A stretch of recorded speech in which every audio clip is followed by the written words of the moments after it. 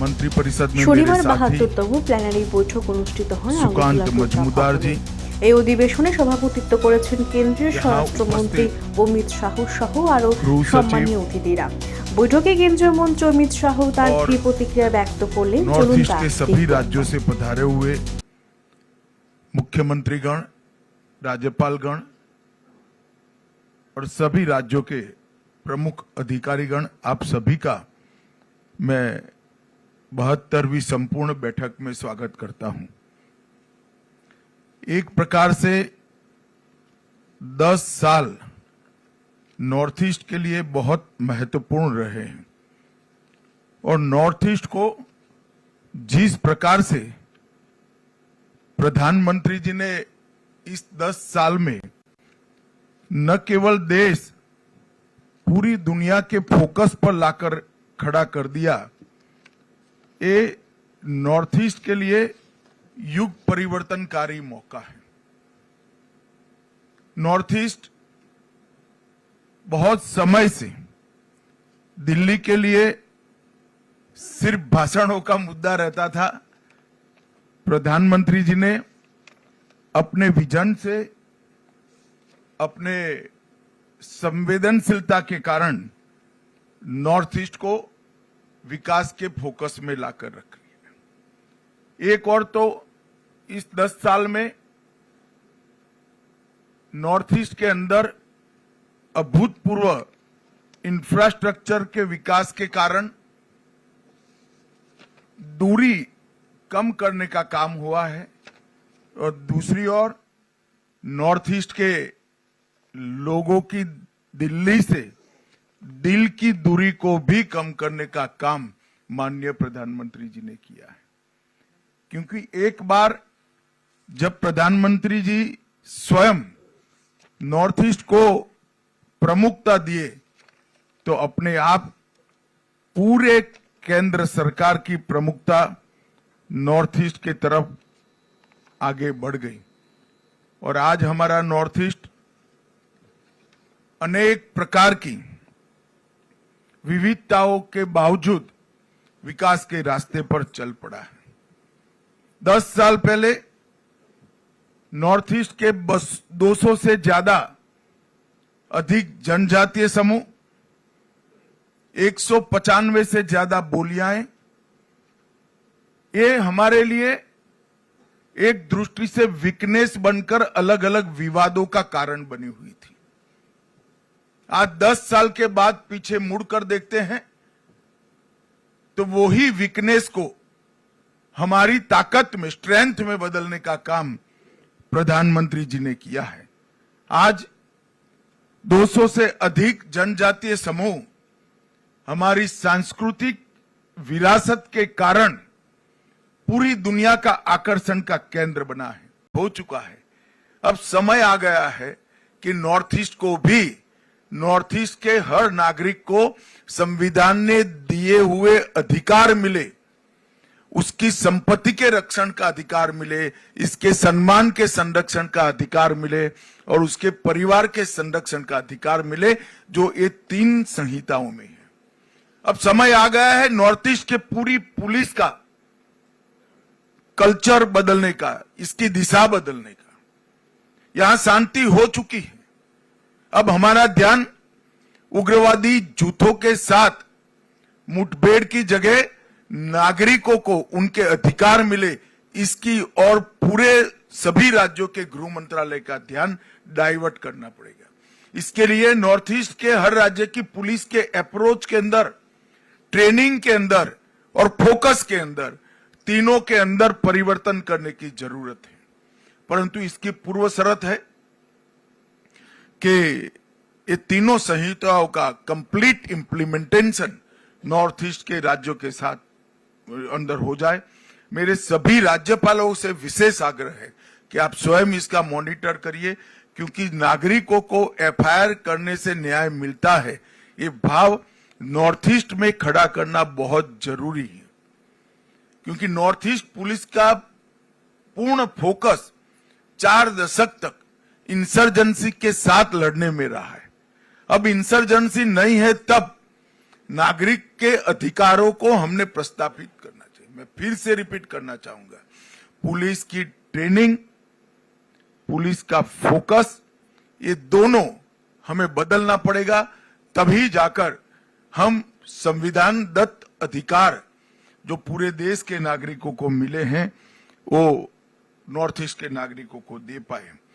पीएमडीआई अब तक 6600 करोड़ रुपए की योजनाएं हैं। नागालैंड और कुछ योजनाएं एकदम पाइपलाइन में है। मुझे पूरा भरोसा है कि 6600 करोड़ से हम कुछ ही महीनों में 9000 करोड़ तक पहुंच जाए। ये हमारे लिए बहुत बड़ी उपलब्धि है। सड़कें, विद्युत परियोजनाएं, शिक्षा परियोजनाएं, स्वास्थ्य परियोजनाएं, खेल का इंफ्रास्ट्रक्चर और टूरिज्म की परियोजनाएं, ये मिलाकर लगभग 111 से ज्यादा परियोजनाओं ने पूर्वोत्तर के विकास के लिए ढेर सारा काम किया है। 14-15 से हमारे बजट में 153% की वृद्धि हुई है। लगभग 22 मिशन से पूरे पूर्वोत्तर को हम समृद्ध बनाने का एक महत्वाकांक्षी लक्ष्य रखे हैं। Mission organic value chain development भी हमने आगे मैंने बताया ऐसे परिपूर्ण करनी पड़ेगी। और कनेक्टिविटी के लिए मैं भारत सरकार की ओर से आपको आश्वस्त करना चाहता हूं, हर प्रकार की सहायता पूर्वोत्तर राज्य को हम करेंगे और उसमें बजट की कोई कमी नहीं। सिर्फ रेल कनेक्टिविटी में 81,000 करोड़ रुपया की योजनाएं अब तक बन चुकी हैं। रोड कनेक्टिविटी में 41,000 की योजनाएं बन चुकी हैं। हवाई अड्डे के 64 रूट नए चालू हुए हैं और अब बाकी जो बचा है काम भी द्रुत गति से 3 साल में समाप्त करने का काम हमने लक्ष्य रखा है। मेरा आग्रह है कि नेसेक का सबसे ज्यादा उपयोग नॉर्थ ईस्ट के राज्यों ने करना चाहिए। नेसेक की स्थापना भी अटल जी के समय में हुई और टेक्नोलॉजी का उपयोग विषम भौगोलिक परिस्थिति में बसे हुए 8 छोटे छोटे राज्यों को, जब तक आपके डेवलपमेंट में टेक्नोलॉजी का उपयोग लेकर आप नहीं जाते हैं, डेवलपमेंट का फोकस तय नहीं कर सकते। रास्ते नेचुरल कोर्स में कहां से बनाने से कम अवरोध है, वो हम टेक्नोलॉजी से बहुत अच्छे तरीके से आइडेंटिफाई कर सकते हैं। वो करते हैं तो रास्ते बनाने का बजट कम से कम 30% कम होता है।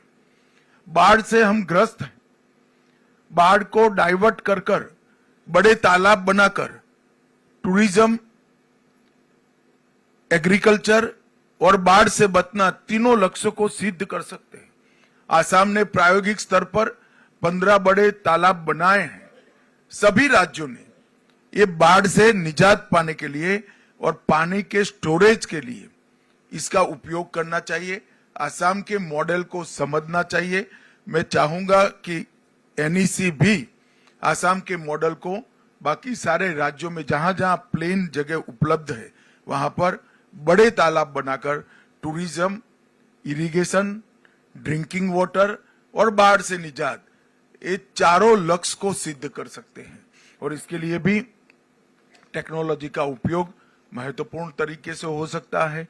टेक्नोलॉजी के उपयोग से भ्रष्टाचार भी कम होता है और टेक्नोलॉजी से उपयोग से डीबीटी को भी हम आगे ले जा सकते हैं। आज नेसेक की भी मीटिंग है, बहुत सारी चीजें पहले तय हुई हैं। मैं यहाँ आने से पहले देख कर आया हूँ, बहुत अच्छा इम्प्लीमेंटेशन हर राज्यों ने करा है। एक छोड़कर सभी राज्यों के मुख्यमंत्री ने अपनी ऑफिस से ही नेसेक के साथ किसी को जोड़ने का काम किया है। इससे इन कामों को गति मिली है। अंत में मैं इतना ही कहना चाहता हूं, पूर्वोत्तर शांत होना पर्याप्त नहीं है। पूर्वोत्तर को समृद्ध करने का हमारा लक्ष्य होना चाहिए। पूर्वोत्तर शांत और समृद्ध होना भी पर्याप्त नहीं है। पूर्वोत्तर की हमारी विविधता की जो पहचान है, सांस्कृतिक पहचान है, कला की पहचान है, साहित्य की पहचान है और भाषाओं का अस्तित्व, इसको संजो कर रखना न केवल पूर्वोत्तर, पूरे देश के लिए महत्वपूर्ण है, क्योंकि भाषाएं, संस्कृति हमेशा से हमारे देश की बहुत बड़ी धरोहर रही है। मैं आपको विश्वास दिलाता कि मोदी जी के नेतृत्व में मैं, सिंधिया जी और सुकांत मजमूदार जी तीनों आपके एडवोकेट बनकर भारत सरकार में आपकी हर समस्या के लिए खड़े हैं। आप आगे आइए और ये शांत, समृद्ध और सांस्कृतिक विरासत से सभर पूर्वोत्तर को आगे बढ़ाए, और जब 2047 विकसित भारत का लक्ष्य तय होगा, तब मेरी तो मन की एक कल्पना है कि सबसे समृद्ध क्षेत्र अगर कोई हो सकता है तो हमारा पूर्वोत्तर हो सकता है, क्योंकि कुदरत ने आपको बहुत पोटेंशियल दिया है। तो हम सब मिलकर मोदी जी के 2037 के विकसित भारत के लक्ष्य के साथ जुड़े, आगे बढ़े और पूर्वोत्तर को भी आगे बढ़ाए, यही अभ्यर्थना है। वंदे मातरम, भारत माता की जय।